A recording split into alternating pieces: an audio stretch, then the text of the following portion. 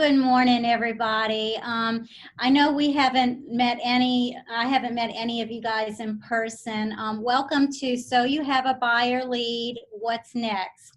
I'm Kathy Wilson. I'm a realtor here in the Gretna office. I have been an agent, just a little bit about me. I've been an agent, I'm working on 6 years now.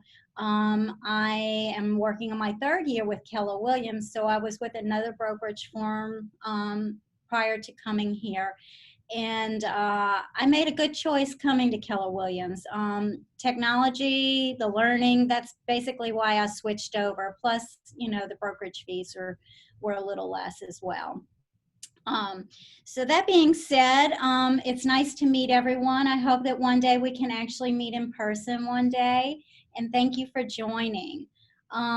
So I'd like to have a little interaction. Have any of you guys had any buyer sales? Are you working with anyone currently that's a buyer? I'm currently working with a buyer. Oh, good, good. Rochelle, have you done any type of offers with them yet? No, actually, we just got past the part last week. They were pre-approved, so we're Oh, really awesome. just in the beginning. Awesome, awesome. Okay, well, good. Okay, well, that's basically what I'm going to do today. Let's see, there we go. What I'm going to do today is briefly go over the agent role. I won't spend a great deal of time on each one. And if you guys have any questions, please stop me. I'd love to have question answer type of thing, but I know how it is when we do these. So the first thing we're going to go over is the vendor list, and that would be your agent vendor list.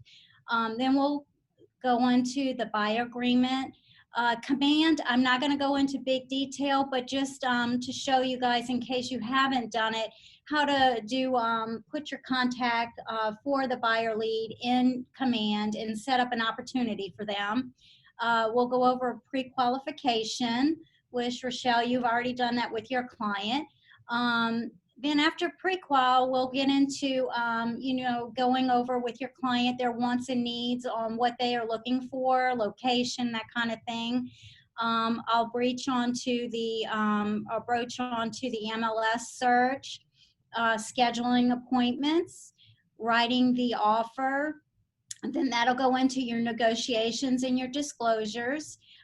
Once the contract is accepted, then we'll go over the due diligence period.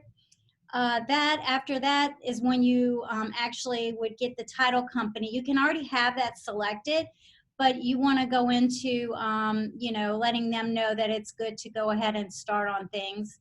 Then we'll cover final negotiations. Sorry,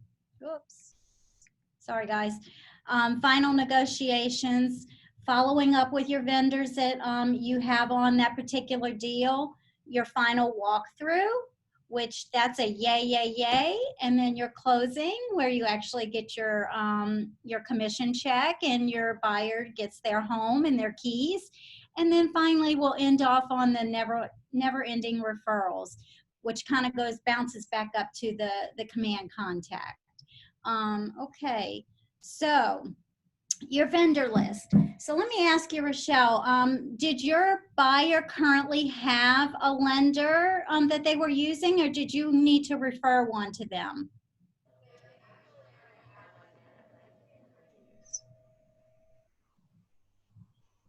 Okay, she might have stepped away. So generally what I like to do is recommend to all agents to have 2 or 3 vendors in each slot.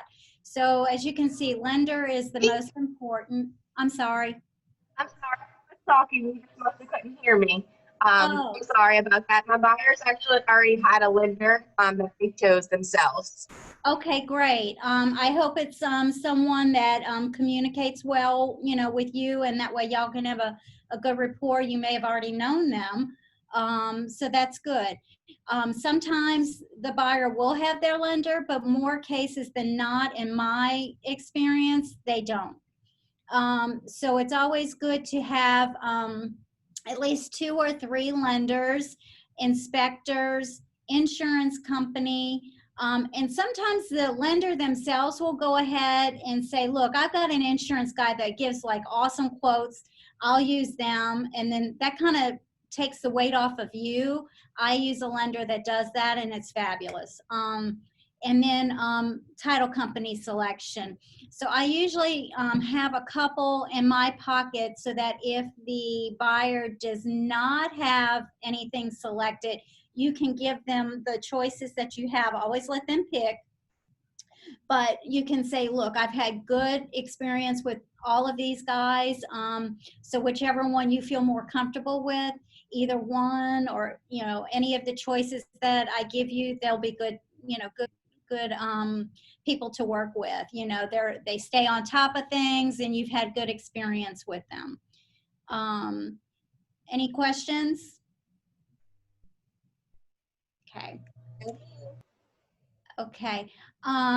Rochelle, if you don't mind, my using you as an example, have you, and if you do mind, I won't do it, but have you, okay, thank you. Have you had your client sign a buyer protection agent or a buyer agency agreement?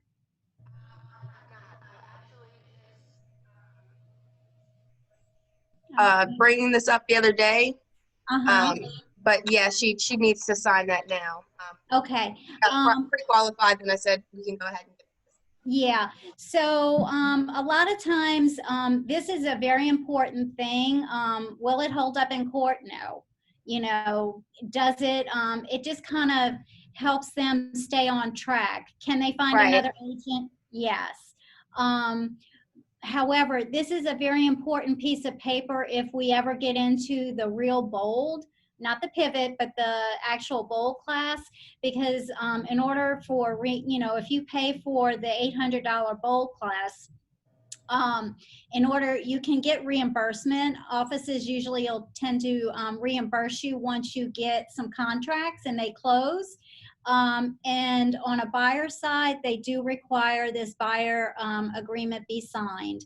So basically, it just states that what you do as an agent to represent their interest, it kind of, you know, it states on there, not kind of, but it states on there the client's obligation for them to use you exclusively. The part about compensation, I put not applicable. I don't use that. That's if you get into a home that the commission is less than 3% on the buyer side.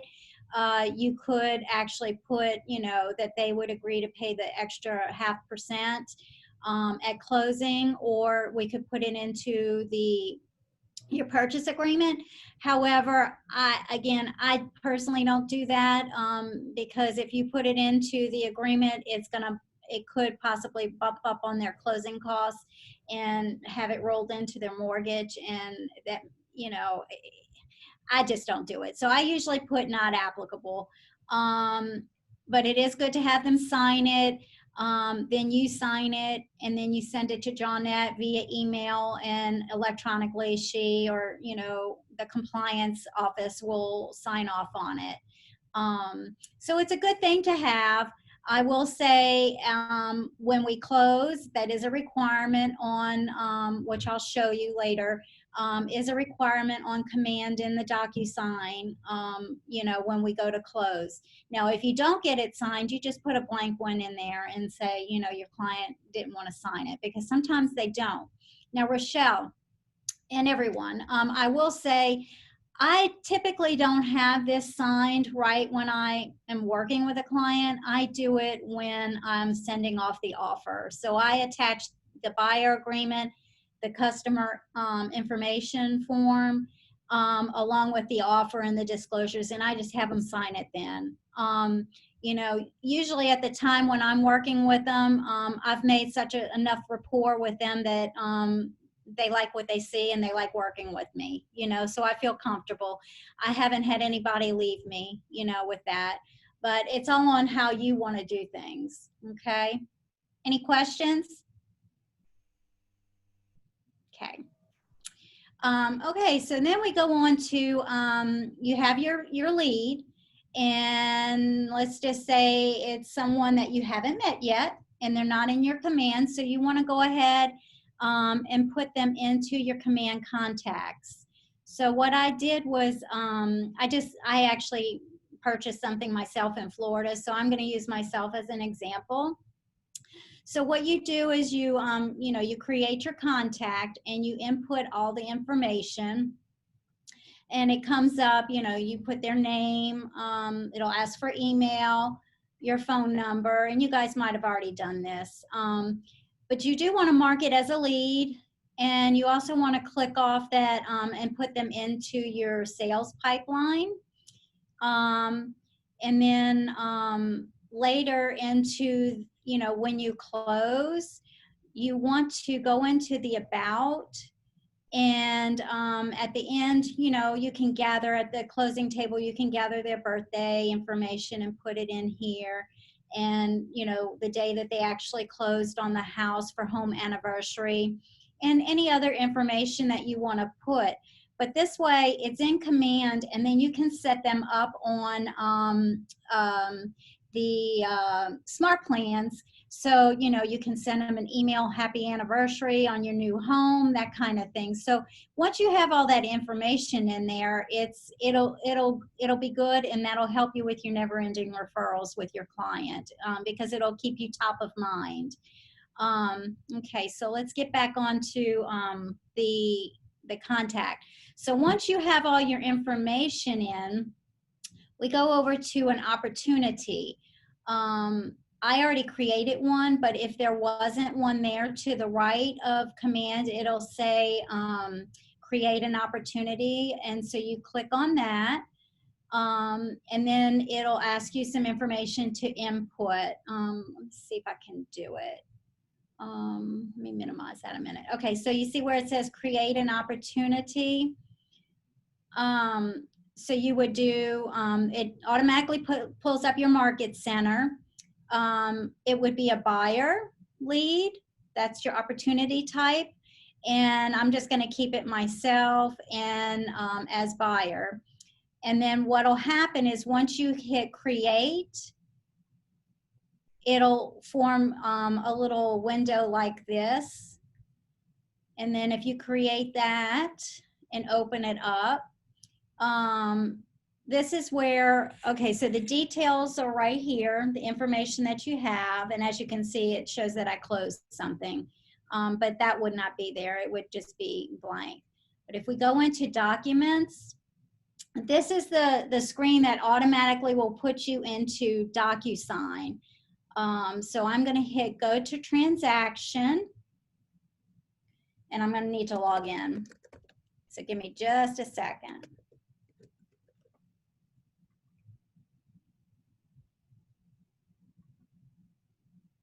It's thinking.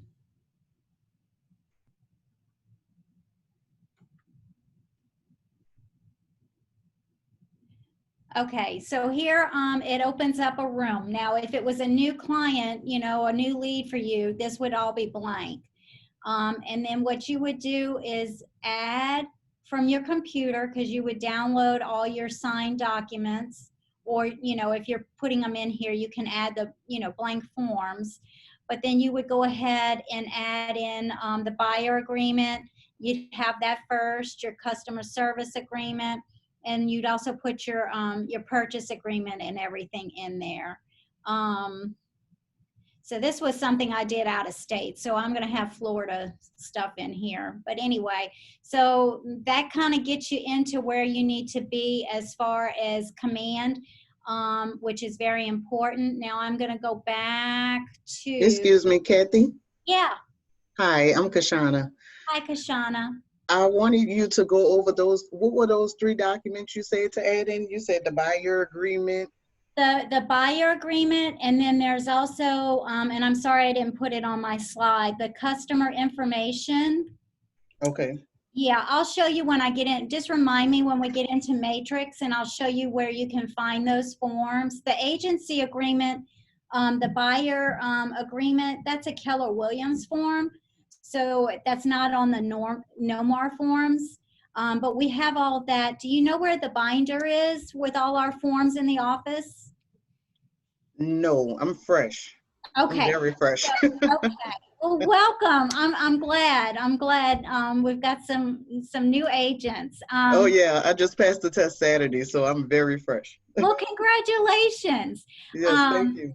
you're welcome. Okay, so in our office, if you know where our copier is, there's a little file cabinet, and Oh that's yeah, what the mail? where our mail is. There's a black binder on top of there, and Okay. that's our forms files. And they're all labeled. It's awesome. They're all labeled numerically, and so you can go in there and copy it. They're also on the Google Drive within the office. I kind of struggle to, I can't get to it quickly, but I know Katie or Jody or Michelle or Nicole probably could help you with that. But Okay. they are closely to where you can have them found. But I'll show you on Matrix what the customer service information form is. But Okay. yeah, so let me get on my dashboard real quick. Okay. All right, I'm gonna get on, this is actually a listing, but I'm gonna get on her documents real quick, Ms. Noonan, just to show you what the, and this is all, when you put them into DocuSign, they go alphabetically. And give me a minute. Customer service. I know I had her sign one. Okay, I don't see it. Okay, well, I'll show you after, but yeah, so the definite ones that you're first going to put into DocuSign, and that's required on your opportunity board. And let me get back on that. Sales pipeline. Okay, so this is your opportunity board. So if I were to click on Mr. Campbell here,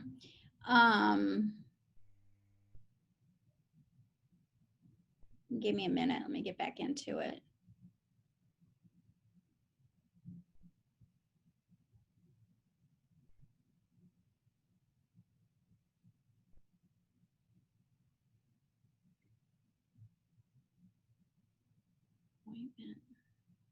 Oh, I know what it is. Let me get on my active, sorry.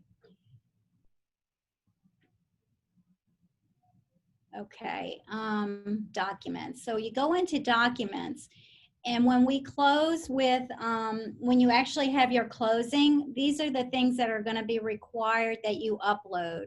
So the customer information form, let me see if they got something in here that you can actually review it. They don't. Buyer's agency disclosure, so that's the buyer agreement, and that goes under your consultation. Then you have under contract, so when you actually write your offer and it's signed and you actually have a contract, it's signed by all parties, that would be considered a contract. So you would upload that. So as you can see, I've done that. This one fell through, so that's why I didn't upload my buyer agency and all that. I removed it. But that's where you would upload your purchase agreement. We actually had a counter offer. And so I uploaded the counter offer there, and make sure that everything's signed because compliance does look at that. And then we did an amendment, and yeah, so I did not upload, it doesn't look like I uploaded the disclosures because it just didn't go through, and I was out of town when all that happened. And then when you close and you do your active sale, this is where you put in the final cash sale, your closing disclosure, and your final walkthrough statement. So all of these documents, so you have 3 documents that are required for your closing. You'll have for sure your purchase agreement, disclosures. So you'll have your lead-based paint disclosure. You'll have inspection, property inspection response, which we're going to get into that in a few minutes. As you can see, it'll tell you which ones are required. Some will say conditionally required. but definitely your purchase agreements required, your property disclosures required. So yeah, so that's it on your command, entering a command contact. Did I answer your question? Let me open this back up. Kashana, did I answer all your questions? Yes, ma'am, you did. Okay. And I can't bring this back up. Wait, let's see how I do it. There, I got it. Okay, sorry guys. Okay, so let's go on to the next. Okay, so then the next thing is your pre-qualification, which Rochelle, that's where you are pretty much. Again, if you have a buyer and they do not have a lender, that's when you pull in your vendor list of, you know, the mortgage companies that you would recommend them use. If they have one, then you've already made it to that point. However, I strongly recommend, because it shows good teamwork, if you schedule an appointment with the lender, yourself, and your buyer, and go and just have a meet and greet. And that way it just kind of shows that you guys are working together as a team, and the buyer will feel more comfortable, you know, just knowing that he or she or they are in good hands. I usually do that. A lot of times, like I said, my buyers do not have a lender, so I give recommendations, and when they select, then I call that lender and I set up an appointment, and we all meet in there. And it's also because a lot of times I haven't physically met my client to be. So it's a good time just to get in there. It's a safe, you know, it's a safe atmosphere, and you get in there and they can get started. You know that you're getting them in to get pre-qualified, and they'll actually do it. Because sometimes, you know, if you're just saying, okay, well, go ahead and schedule an appointment, well, you don't know when they're going to do it. This way, it kind of gets you in a point to where the ball's rolling. And again, it gives it that team that you're going to work together, and they just feel good about it. And then you can leave when they start the financial part, and just the lender will say, you know, you can just say, just let me know how things go and when they're pre-approved. At that point, I would not actually ask for the pre-approval letter. You can get it verbally from the lender, because the pre-approval is always going to depend on the price of the house. You don't want to, okay, so say they're pre-approved for 300,000, but you're looking at houses in the 200, they don't want to go that high. So you're looking at houses in the 200, 225 range. You don't want to give the seller the indication that, you know, oh, well, they're pre-approved for 300. So, you know, it kind of shows your cards, and you don't want to do that, you know. So when you get into the point and you find the house, that's when you actually call the lender, and I'm going to get in that more detail and get that pre-approval for the actual house that you're looking at. Okay. But once they are pre-approved and you get the okay from the lender that you can go ahead, they're good to go on looking for homes. Get with your client. They may have already started telling you their wants and needs, but get their wants and needs, like what they're looking for in a home. Are they looking for a 3-bedroom? Do they need a large yard? Are they willing to get a home that needs a little bit, it's in good condition, but needs a little bit of upgrades? Excuse me. Bedrooms, you know, sizes. Do they want an open floor plan? That kind of stuff. You just want to kind of get a feel for what they want when you're first going and getting ready to look on MLS. And again, your client may already have some houses that they want to see, but you still want to get on MLS and look them up so that you can find maybe some more houses to schedule for showing. And that's when the fun begins. That's my favorite part. So I'm going to go ahead and log on the MLS. And excuse me, I get all these and I'm bad. Lately I've just been doing read later.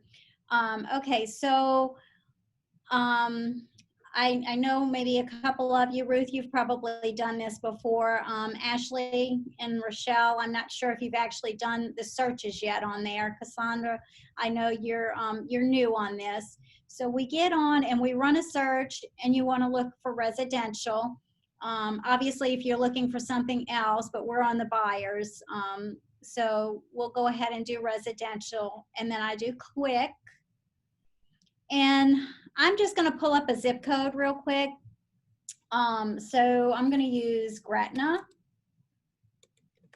And a lot of people do it differently, but I generally, if you're honing on just the person just wants to be in Gretna or Harvey, I'll do zip codes. If they just say, I want to be on the West Bank, then you don't have to put, you can put zip codes, or you can put Jefferson for the parish. Oh, sorry, up here, Jefferson.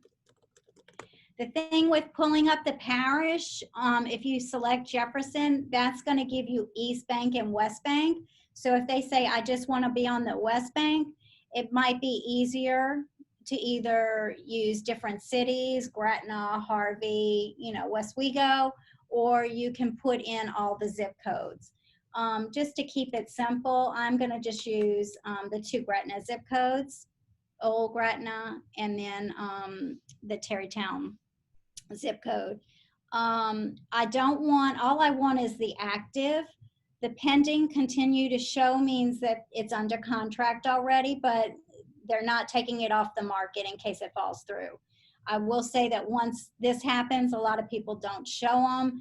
I tend not to show my clients those unless I talk to the agent that has the listing, and just kind of, if your client really loves this house and it's under contract, you can always put a phone call into the agent and see how the contract's going, where they're at. Did they finish inspections? Does it look like it's going to go through? And I actually had that, even though my deal fell through. The one, it was a buyer, and it was under contract, but my client really loved that house. And so I called, and lo and behold, the financing fell through. So we were able to it still stayed under contract, but I had made a backup offer for my clients since they really liked it. At the time, it wasn't, we didn't know how it was going to go. And the financing fell through. So our backup offer took precedence, and we were able to have a contract. However, when we went through our due diligence, it was just too many things my client wasn't comfortable in moving forward, so we backed off. But that's what the pending continue to show means. You also have one here that's under contract. You definitely kind of want to steer. You don't want to show, that won't actually let you show it because it's under contract. So it kind of doesn't make it sold, but it removes it off the availability for showing. Open predication, you don't see too many of those. That's where a buyer has a contract on a house, and they have to sell their home before they can, close on that one. So like I said, you don't see those too many. You may see one in a blue moon. But anyway, I remove all those when I'm looking for properties for my client. I usually, if you're looking for a condo, then you would go ahead, and that is part residential, but we're just going to do single family detached, and that is, the single family home. The single family attached is a townhome, and that also is residential, but we're going to again focus on the single family attached. Now, it's going back to the lender when they're pre-qualified. This is also an important piece to why you want your clients to be pre-qualified. They're pre-approved, but not only that, the lender will tell you what type of loan they qualify for. So there's 3 types of loans. There's FHA, which is government backed. There's rural development. That's also government backed, and that's kind of in a way like a grant type of program. And then there's the conventional, where they have to put at least 5, normally it's more than that, but the minimum would be about 5% down for their down payment. So I would say most of your clients that you have, at least most of mine, are either FHA or rural development. So the lender will tell you what type of loan you need to be looking for, whether they're going to go rural development or whether they're going to go FHA. Rochelle, on your client, how were they pre-approved?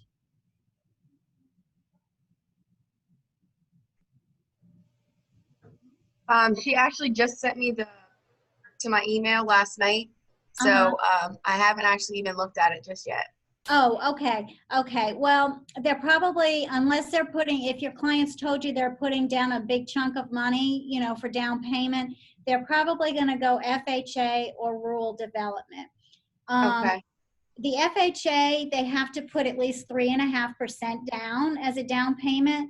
Rural development is, that's where we always try our first time home buyers to get them in because it's a 0% down. Sometimes they may not have, you know, closing costs are a lot. So the lenders I work with try to do the rural development if the buyer can qualify for that. If it don't, because there's a lot of restrictions, it is income driven. So they can't make, they have to make so much, and then they can't make, there's a ceiling as to where they can be. So on those two, typically that's going to be where your clients will fall. And that being said, the type of homes you look for is very important. So usually FHA and rural development, you're going to be looking in the excellent, very good. We don't have too much new construction. I mean, there is some out there, but a lot of them are looking just in the excellent, very good condition. Every now and then you can get into something that's average condition. But on that, I would kind of stay away from looking in that section unless there's not a lot of inventory, and I know we're struggling with that. And if you do pick average, you really need to go and look in the pictures really good to see if you think it will go FHA or rural development. Now, I will tell you, on those two loans, they go in the inspectors. It's kind of like you have your inspections. Once your inspections are done and the appraisal's ordered, that appraiser also does his own inspection. So they go in and look for chipping paint. You know, is there, you know, the foundation, if there's a big differential where it's leaning, you may see a couple of homes that list that. If it's more than a 3% differential, you want to steer clear. It's not going to improve. If there's, like I said, chipping paint, holes in the wall, you know, if the flooring, if it's missing flooring, any of that, it's going to be hard to get them approved for that type of loan with those homes. So, and even with the excellent and very good, you still kind of want to peruse the pictures and just make sure, because sometimes agents put them in the wrong condition and they won't fly. But regardless, it's good to go ahead and, you know, schedule them and get them in there to look, and it helps you as well. Now I'm going to just put a price in here, $225. Now, when you put your price in for the search, $225 is $225,000 because you've got your zeros here on the right. If they're pre-approved for $225, you don't want to go above that. So you can just put a little minus sign, and what that'll do is that'll pull up all of the pricing below $225 that'll come up, okay? Hey, Tonda. And I actually got, I'm gonna zero it in. I'm sorry for being late. I'm sorry. Oh, that's okay. It's no problem. Thanks for joining in. Okay, so I'm gonna go ahead and put 3 bedrooms plus in case they want more.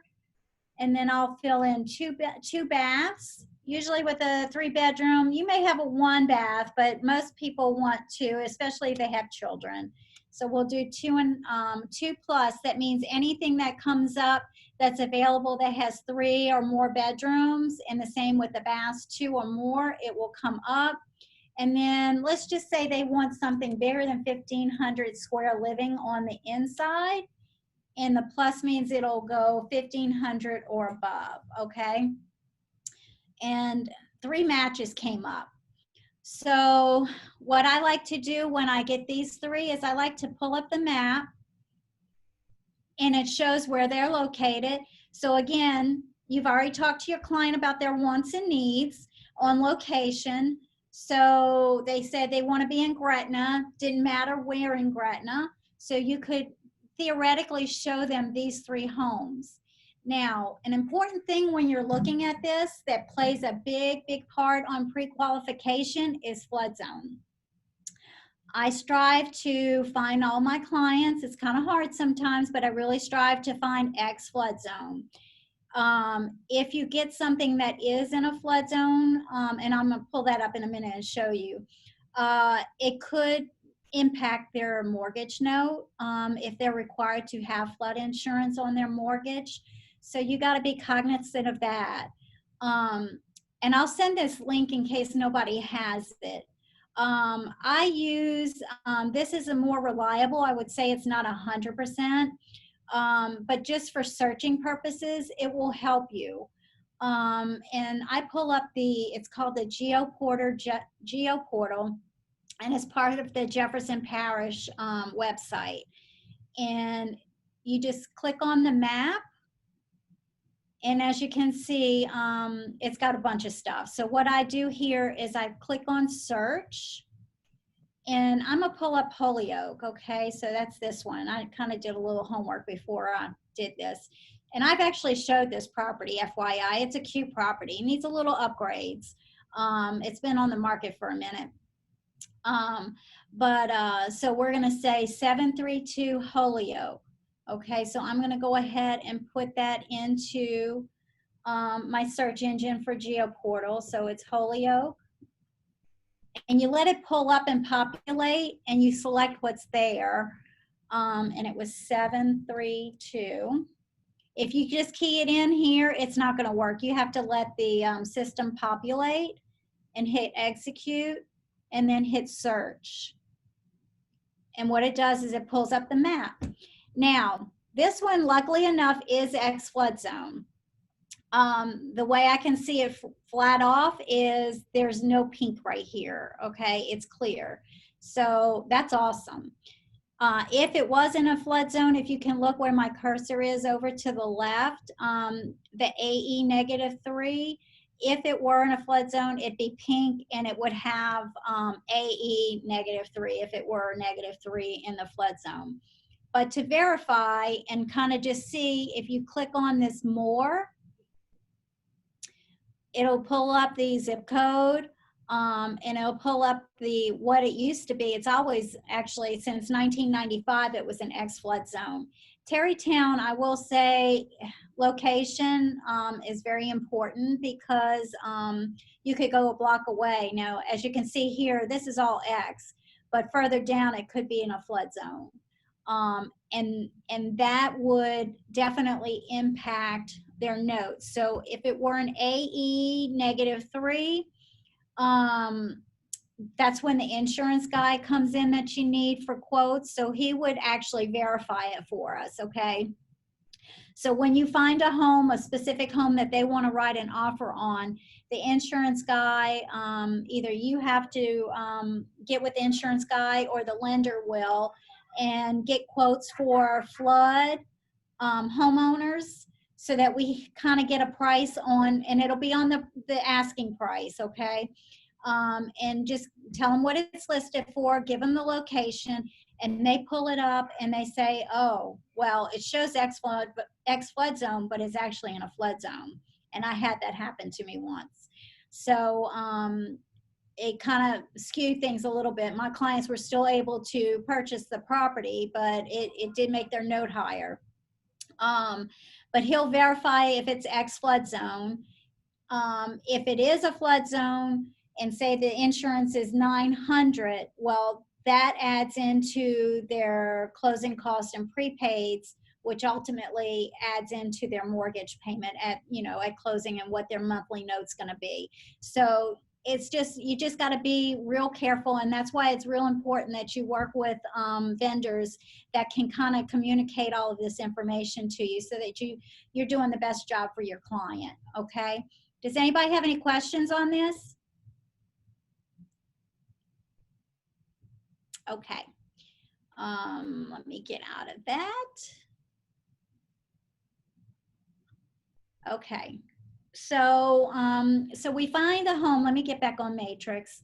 And let's say we want to schedule a showing with, on Holyoke.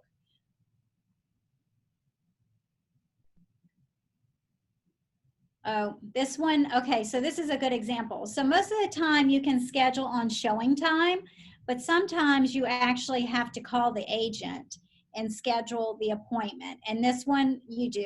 You have to call her. Now, this is owner, agent owner. So you just call the agent, Sand, and say, hey, Sand, I've got a client that wants to schedule an appointment at such and such a time. And you go ahead and get approval, and then she'll meet you there. Sometimes she does have a lockbox on it, but I think she likes to kind of show it.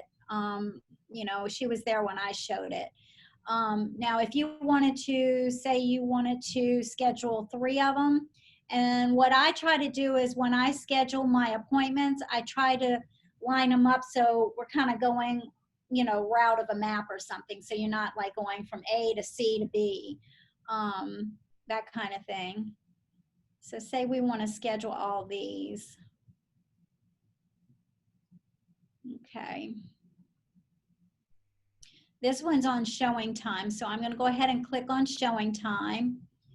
And we'll schedule. I'm gonna go ahead. I try to do it single showing, but you would want to schedule if you've got like 3 showings in a day.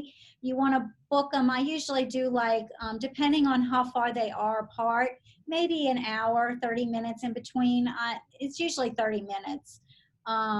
So if we were to schedule, this one has something set for 11. So say we'll do noon.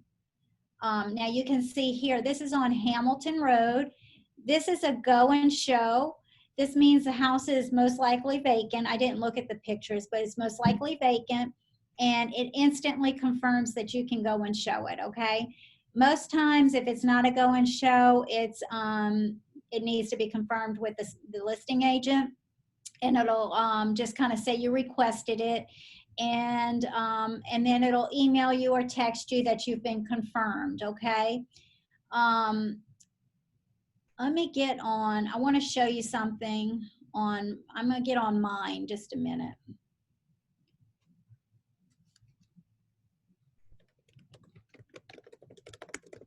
Because I wanted to explain the different type of entries, access. Okay, so this is my listing. So if you wanted to schedule an appointment for it, mine is also go and show because it's vacant. And we're going to go ahead and schedule at noon. Now, as you can see, the access details, it's showing that I have it on Supra iBox. If I had it on a combination, that would be clicked. And it would give you, right here, it would have the combination code. The Supra iBox is one of these little blue doohickeys. These are wonderful, and I strongly, actually, you really need to get one. I was told by Joyce yesterday at my open house, it has a combo on it. It's not mine. The owner has his own combo lockbox on there. But the combination lockboxes are no longer covered. We're no longer covered on our E&O insurance as a realtor for protection using these. So in essence, if you had this on the door and just say it got broken into and the seller came after us, we would not be protected. So we need to kind of steer clear of these. A lot of people still use them. I'm sorry, Kathy. Huh? Sorry to interrupt. What was the name of that one again? The pink one? Yes. Okay, it's a combination lockbox. You can get these at Lowe's. This is someone in our office. It's so cute. It's pink. I've never seen pink before. They're typically black and gray.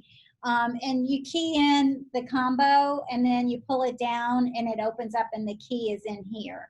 But you Now, did say they're no longer covered right. on the E&O insurance. Okay.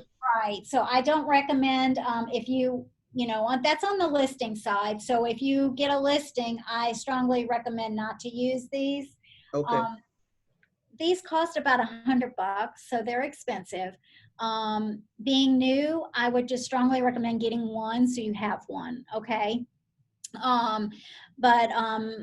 If you don't have any listings, you can always get it. Go to the office. They sell them at Nomar, so you have to go to Nomar. And with COVID, you call and find out. I'm not sure how they're working it, but you do physically have to go because they have the boxes and they key it in, and you pay for it when you go. So if you think you're getting a listing, you go, get one and have it. And I will tell you, I'm sorry. What is that? What is that? This is called a Bluetooth.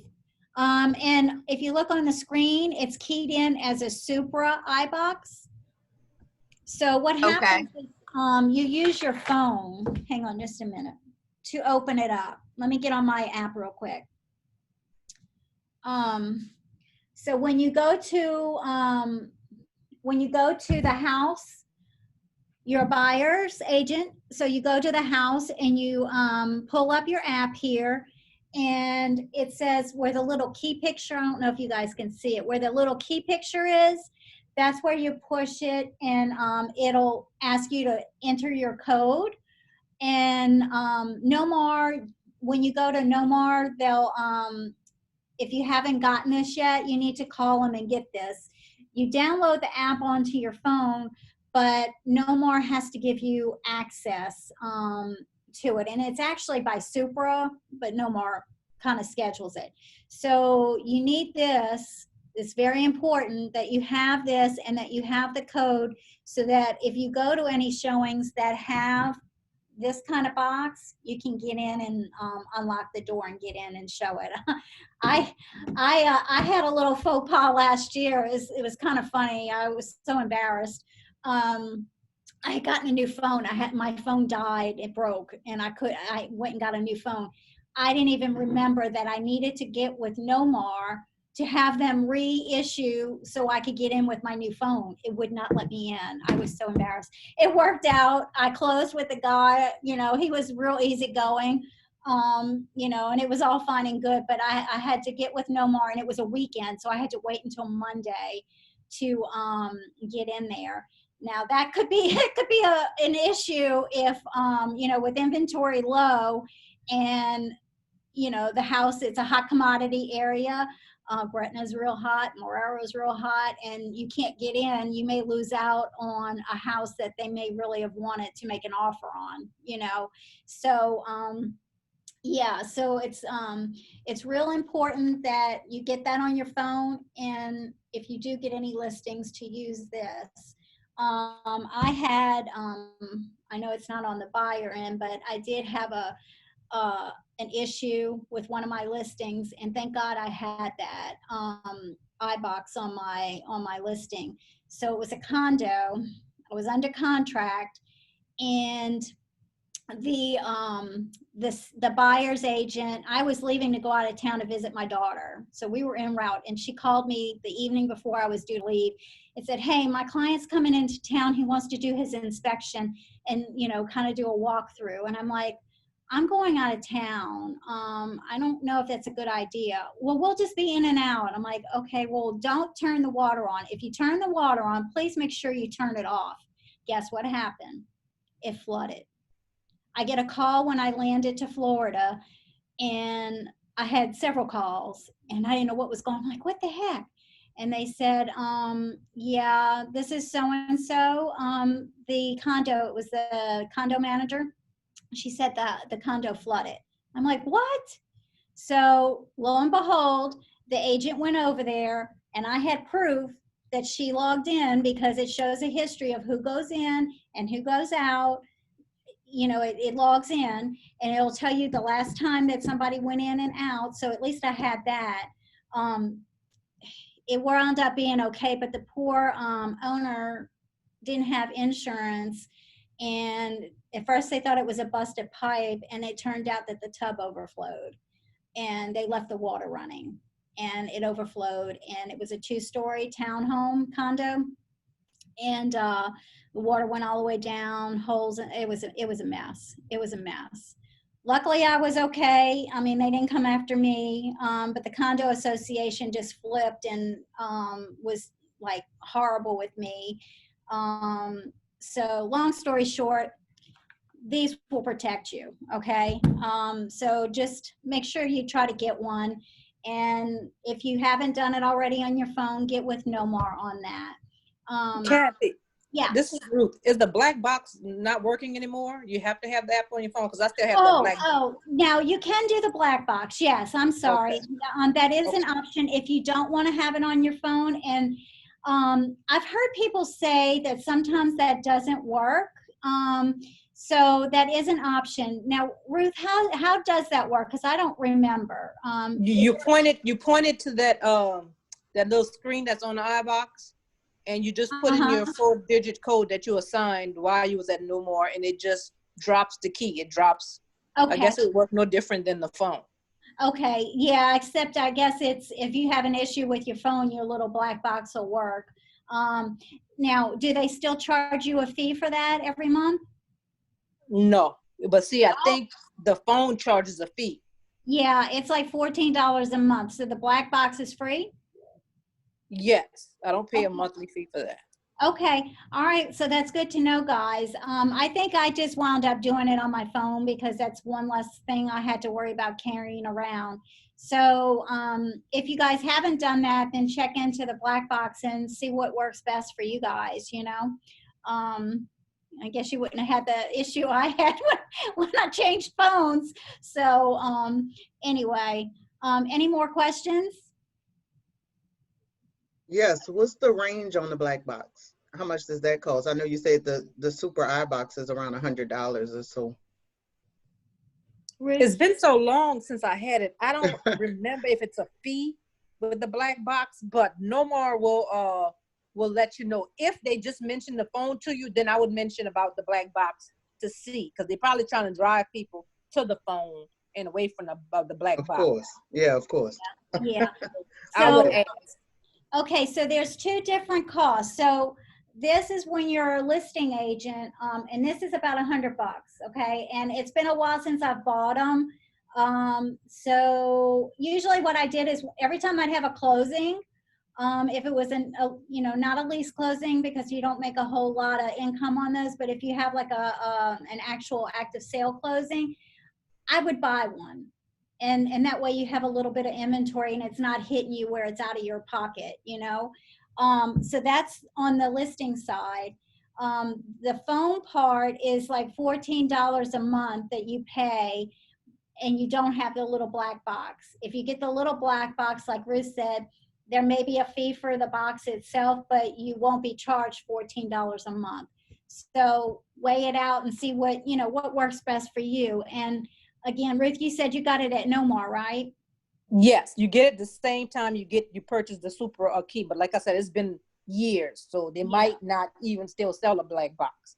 But but I guess you could just call No More, and they're real helpful. They'll be able to tell you. They'll put you on to the person that handles it, and then you can find out again what works best for you. And that may be the route to go until you start getting business and whatnot. Okay. Awesome.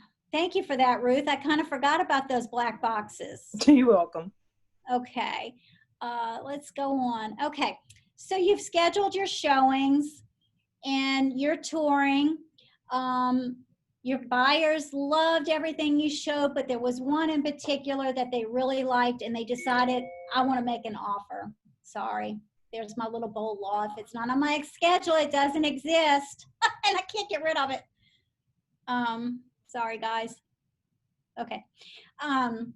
So we're going to go ahead and begin writing an offer. Now, before you actually write the offer, this is when you get with your vendor, the lender, and give her a buzz. And if she's doing the insurance, she can get all that for you. if she is not doing the insurance and you have to call the insurer to get insurance quotes, again, all of that kind of plays into where they need to be on price, and where their note will be. You need to do that. Now, if it's on a weekend, you may not be able to get with them right away. Some insurance people get back with me. The lenders, you need to make sure that you can communicate with them on the weekend. That's very important. So you've gotten the lender to get back with you and said, okay, the house that you're looking at that you want to make an offer on is priced at $225, and that's their max. Let's say that's their max. And the lender comes back and says, okay, well, the closing costs are going to be, $5,000, estimate, give or take a little bit. And they're going rural development. Let's say they're going rural development, so they have a 0% down. So when you're filling this out, you want to negotiate. So the lender will tell you if they're going rural development, they may need assistance to help with their closing costs and prepaids. So what you would do is say the house, the buyer really wants to offer less than the $225. However, they need that assistance, $5,000 assistance in closing costs and prepaids. Okay, so what the lender would say was, I would go ahead and have your buyer write the offer for $225, and I don't have the full sheet, but on it, it would say the financial part. It would say, the buyer needs $5,000 toward closing costs and prepaids. You would actually request that, okay? What that means is on the seller end, at $225, they're agreeing to if they agree to that, they're agreeing to the purchase price of $225. However, at closing, $5,000 will be taken out of their proceeds and paid to the lender and the title company, wherever those fees go. It's a little confusing, but that's usually how that works. And it's just deducted, and then that helps the buyer with their down payment and everything. Do you guys have any, I know a few of you are new, so I know we have a class that actually goes over the forms and the buy-sell agreement, but do y'all have any specific questions on that? Okay, so once you write up the offer, your buyer will initial, it's 9 pages long, and they will initial each page and sign off on it. And you will also review with them the disclosures and go over, and I wanted to just kind of go over this one here.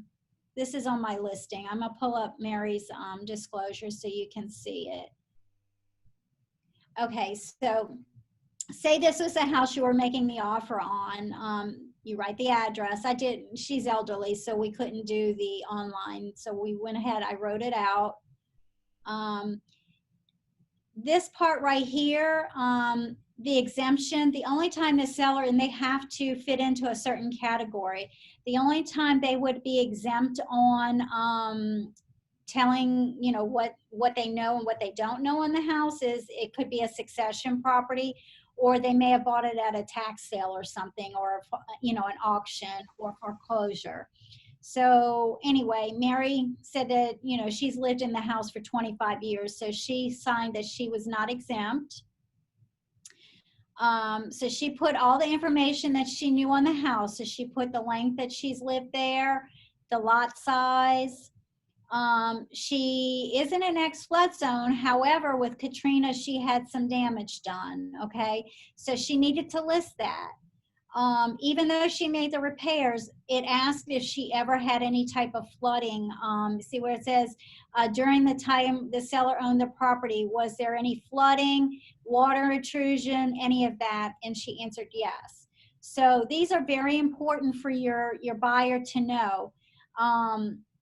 in New Orleans, there's a lot of people that did flood. So, I mean, that's not something that people would tend to walk away from, but it could impact the insurance. Okay, on this one, it didn't. Her insurance is very good.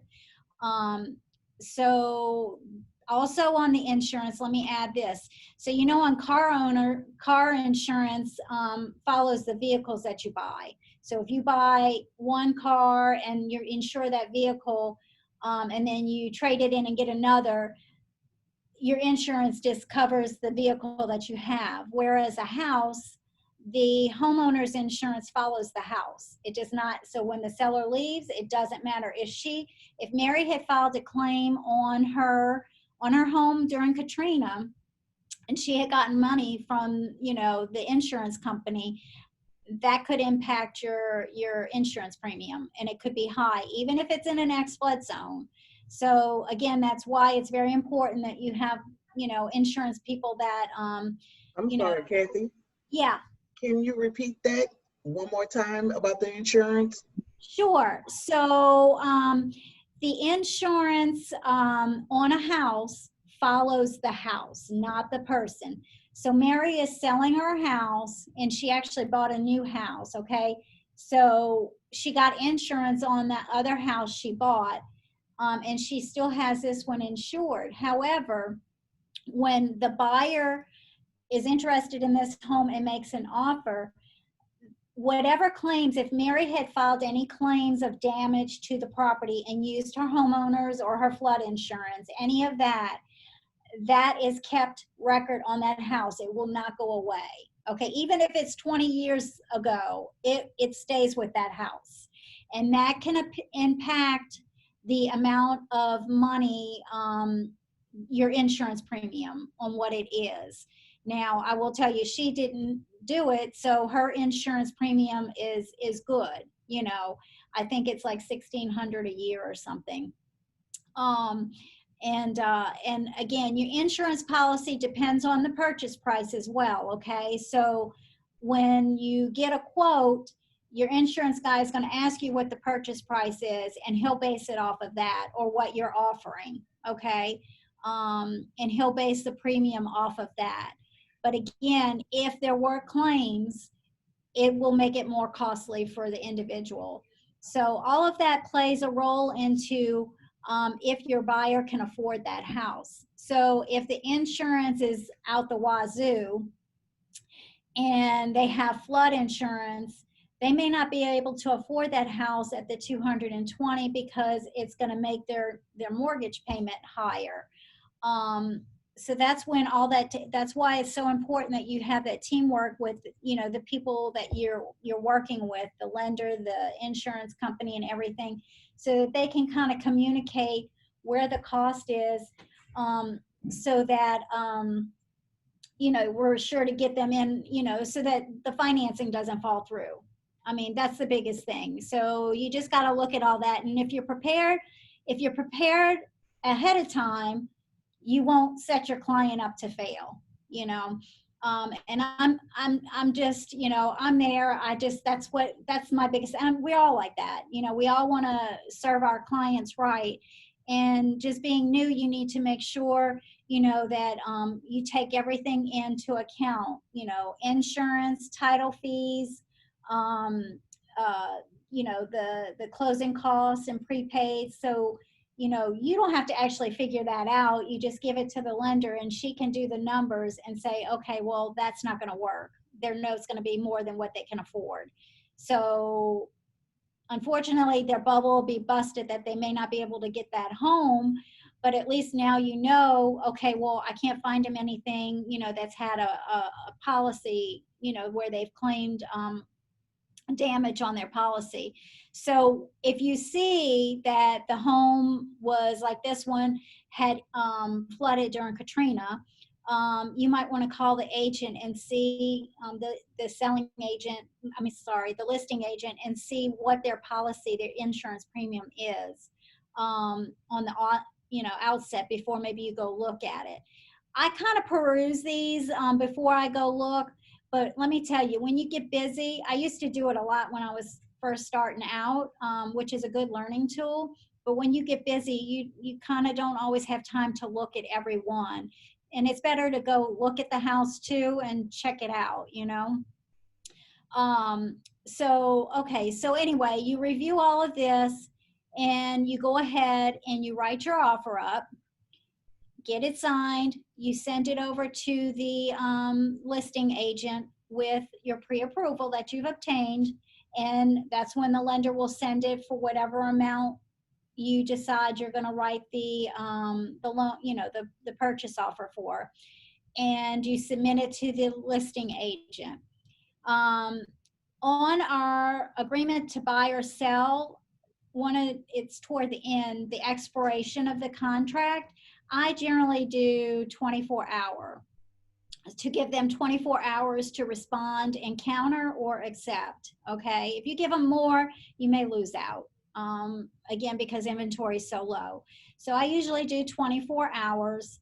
And if it turns out that, if it turns out that they're going to accept it and they sign off on it, the selling agent will send you the contract signed. If they counter, they'll send you a counter, and they may talk to you about it before they actually send it. You know, I do that a lot of times. I have a conversation with the agent so we don't have all these different counter offers going back and forth.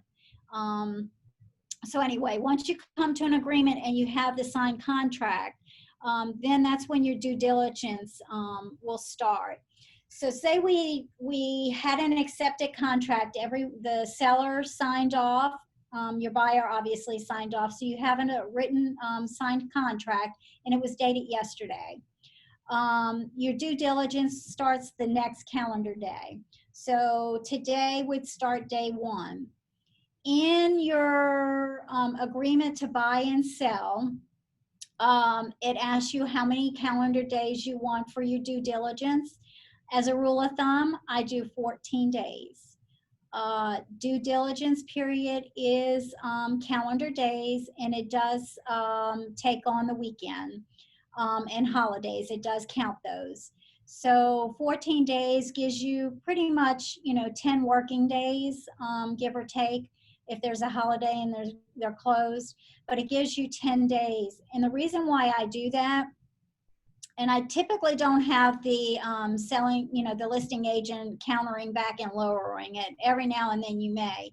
But the reason why I do 2 weeks is most inspectors that you schedule, they schedule a week out. So you may not be able to get them right away to come and do the inspection on the property. So again, that's where you pull out your vendor list. They may not have inspectors lined up that they know, and I strongly recommend, if they say, oh, I've got a friend, he's a contractor, he can come check out the house. Well, is he licensed as a general contractor?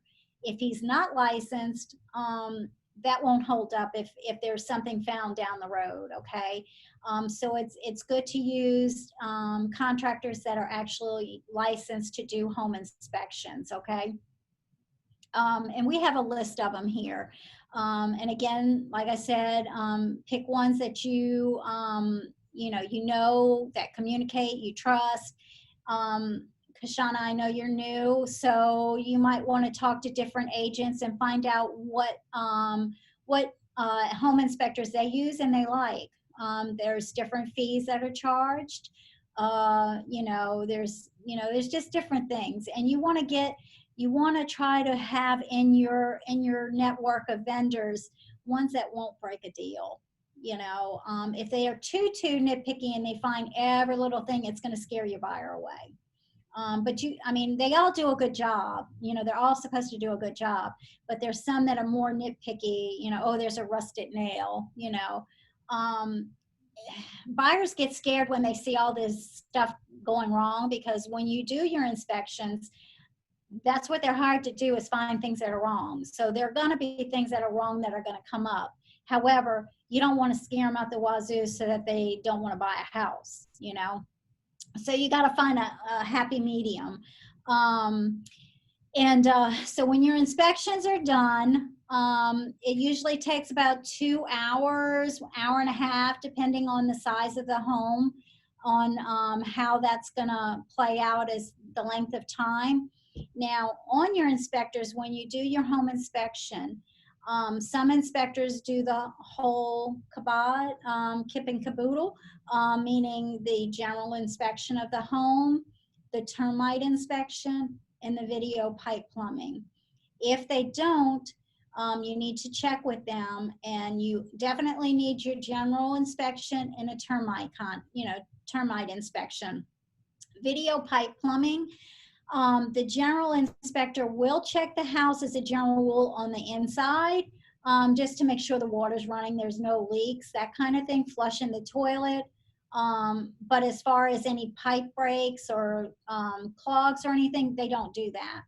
I highly, highly recommend that every contract you have that goes into the inspection, you hire a video plumber. I had an issue that my client couldn't afford it.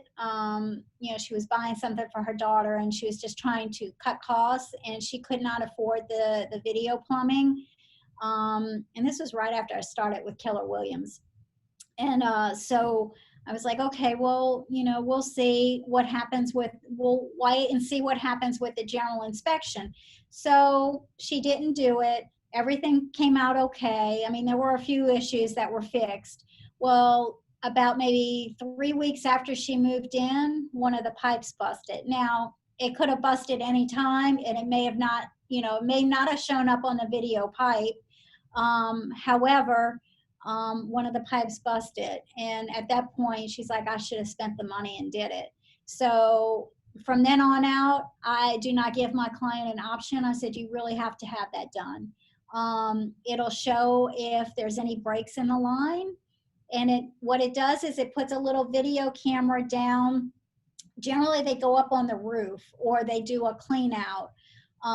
But they do a little video camera, and they shoot it down the sewer line, and it goes out to the city. And they run the water through there, and it shows an actual video. So if there were a sagging, so one of the pipes may be sagging, it would show that it's holding water. If there were where they couldn't get through, like sometimes in the kitchen, there may be a lot of grease or something in the line, and they can't get their camera through it, so they have to stop. Well, then at that point, during our inspection response, we would ask them to have the lines cleaned out and flushed out. So it's very important. That way it protects you, that you did everything you could for your client. And at the other side, they have, where they feel comfortable, that there's no breaks in the line, there's no, blockages or any of that. You guys have any questions on that? Okay. Yeah, Kathy, I'm sorry. That's okay. Can you just run through those most important inspections you were suggesting? Sure. You said the video plumbing, Yes. So general and termite. Did I miss any others? no, those are the three. Okay. So your general inspector will do the general inspection, and that basically they'll go and check. They'll walk on the roof if they're able to. They'll check the roof. They check the electrical. They check. They don't do, like, they're not a structural engineer, but they'll check basically foundation. They check. So if there's a little bit of a lean, they may say it. If it's fine, they do just the general stuff. They check the running water. They check the water heater. They check your AC and heat. They get in the attic if there's an attic. If the house is raised, they get underneath the crawl space of the house, if they're able to do inspection of pipes and everything under there. So that's your general inspection. The termite inspector, now that could be rolled into your general, may do that. And then sometimes companies subcontract out to a termite company to come out and do the termite inspection. Very important. The ones I use, they do it together. So that's one less thing I have to worry about. and they check to see if there's termites, if there's any existing, active. The house that I had that fell through, boy, it was active. It was a lot. So it was just too much stuff. So they decided not to move forward with that one. So if it's active, it's going to have to be rectified before closing. Now, I will tell you, years ago, it used to be required the lender would ask for the termite certificate. So when they do a termite inspection, if everything's okay, they issue a certificate right then and there saying that nothing was visible during their inspection, everything's okay, all right? That's not a termite contract. Some houses have that contract and that would be carried over. A lot of times they don't. So it's highly recommended that your client get one. And sometimes the company may give you the buyer a deal if they purchase the termite contract from them directly at that point.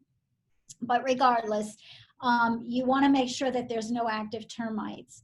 Now, currently, the only type of loan that actually, unless the lender has different, most lenders I use don't ask for it. The only time you will see that it has to show a termite certificate, and that's after your inspection, you get a 8.5 by 14 page showing that there's no termite damage, is VA. If they go VA, they will be required to have that termite certificate, okay? And then the other is the video pipe plumbing. So you want to have a plumber if it's not part of that general inspection where they offer it at an additional cost. You want to have a plumber go out and do a video pipe plumbing. And that's with the camera going down the sewer line to the city, okay? So there's different vendors that do that, different, people. You can ask agents to get their opinion on who they use for that, just so you can start building up your list of people who you trust. Does that answer your question, Cassandra? Yes, it does. Thank Okay, you. okay, you're welcome. Okay. All right. So once we get the inspection done, and you still have your due diligence, and you're still within your due diligence period, the next thing we do is fill out what we call the property inspection response. This is a form that is in our forms file. I believe it's on the Google Drive, and it's also on the Matrix. And I did want to show you that. So give me a minute, guys.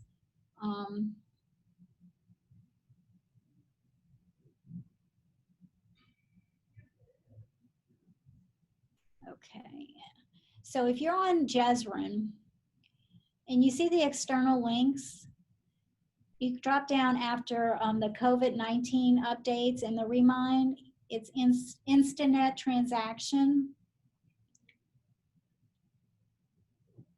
This is where I go to fill out all my stuff. And I've just gotten used to it because, we haven't had the DocuSign too long, and so a lot of stuff wasn't available. If you do it on Instanet and you create a transaction so you can see all these, I'll choose Ricky. The forms are on no more, so they actually have the forms here. So right here on the left, it's a little document. And here you've got viewing individual forms. So your sales forms are right here. And so you've got your agreement to buy and sell. So let's see if I can view that. Preview. So there you go. So it's 9 pages. So this is where you put your purchase price. I'm sorry, I should have pulled this up before. And if you need closing costs and prepaids, it doesn't have the lines here, but right here is where you would put the financing conditions if you need the seller to help with closing costs and prepaids. But that's that. And then I wanted to show you the agency. So agency disclosure, like I mentioned, that buyer agreement is not in here because this is the NOMAR and the Louisiana Real Estate Commission forms. And that buyer agreement is a Keller Williams form. But if you get onto this agency disclosure or this customer information form, they're basically the same.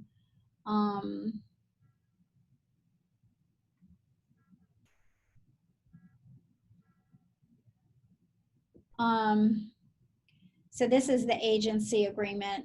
When I was with Ladder and Bloom, I had to use this one. We have our own form. But this is the customer information form.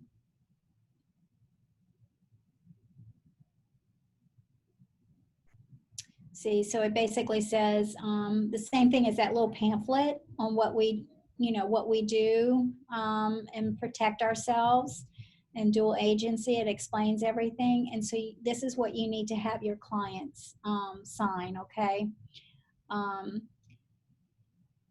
Okay, so the property inspection form is, it's found in there as well, okay? You have to have this filled out, even if they say they're gonna buy the house as is, you need to have this filled out. Most times you're gonna choose the option 2 where it says you're gonna indicate deficiencies and the desired remedies for the seller to do. So you would have your client sign off on here, initial it. Right here is where, it's not very big, is where you would list the deficiencies. And then in this box here, they're asking you to put what the desired remedies would be. I will tell you what I typically do is I put see attached addendum in both of these boxes, and I create a form myself in like a WordPerfect or a Microsoft Word document. And I just list off what needs to be repaired. And again, you're going to use the report that the inspector gives you. And they send that to you 24 hours after. They send it to you 24 hours after after you have the inspection. Usually they turn it 24 hours.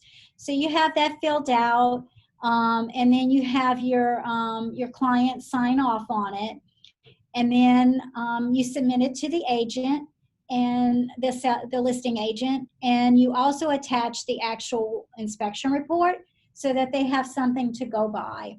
And when you have your client sign off, so say we signed it today. Today's the 22nd, so you would put today's date and say 10 o'clock. You put 10 a.m. and you have them sign off on it. The seller has 72 hours, 3 days from the 22nd at 10 a.m. to get back to you whether they're going to agree to make the repairs. They could walk away at that point, or they may say, I'll make some of those repairs, but I'm not going to make them all, okay? So it's kind of another negotiating tool, all right? Do you have any questions on that? Nope, okay. So we go through the inspections and, sorry, blank screen, and everything's good. So we're on roll to moving further into the agreement and to getting closer to closing. Again, this is where you would pick the title company and let them know, okay, we're done with inspections, everything's good, you're good to go ahead and start running the search. Title companies don't want to do that, run any title work, because, you know, basically if the client walks away and they've already started running the search, they've spent and paid their employees to do this and they're not getting paid.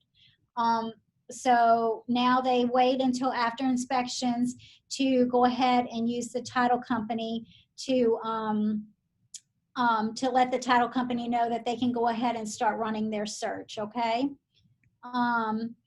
And then once that's done, you keep up with your vendors, communicate, make sure everything's still in the time frame that we're supposed to be. And we get the lender, you want to hear that clear to close. and that they'll set the, the closing date. And that's when we go ahead and schedule our walkthrough. When you do your final walkthrough, you have up to 5 days before the active sale to do that final walkthrough. And you want to bring any type of reports that you had on repairs that were supposed to be made to make sure that they're done.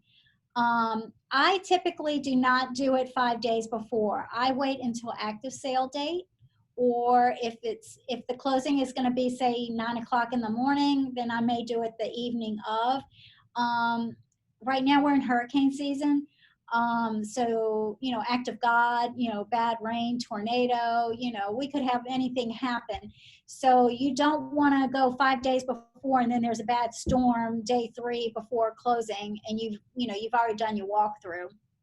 I typically wait, and that way it's the last possible moment, for anything to go wrong. And you just go through, and the home has to be in the same or better condition than what it was when you originally made the offer, okay, and you originally saw it. Any questions on that? Nope. Okay. Then we go to closing, and that's when the active sale, the buyer signs off. It takes a good hour for a buyer. It's a lot of loan papers they have to sign, but you go ahead and you go to the active sale. COVID may prevent some things. I think you can still go with your client at closing right now that we're in, phase 2. I would go ahead at that point and have something for them to give you a testimonial, because you should be, and ask their permission, to use it on social media, whatnot.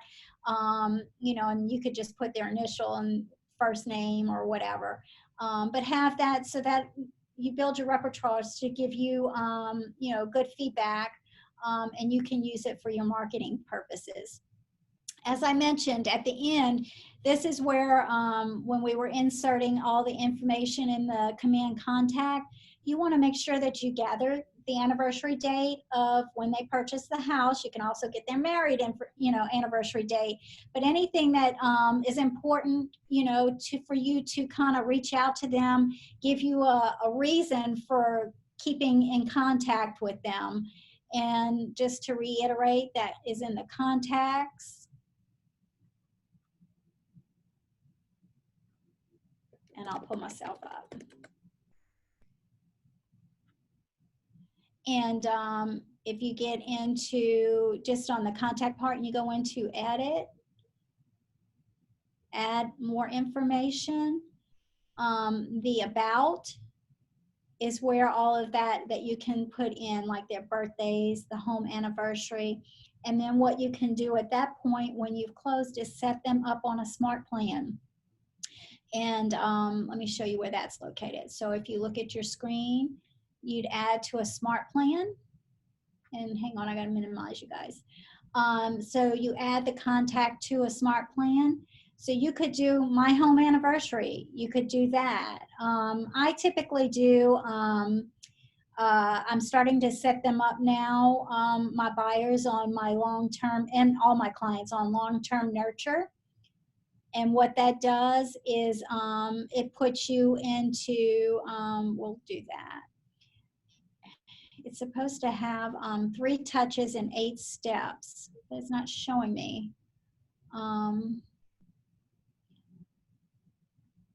There we go. Okay, so here's the 8 steps that it does. So you link them up to a smart plan, then it waits 10 days, and then you can give them a call and just check in and see how everything's going with their house. Is there anything you can do to help them? Then it waits another 10 days. So anyway, it just keeps you front of mind with them, and hopefully that will assist you on getting referrals. Basically, that's where I've been getting a lot of my business, is from referrals.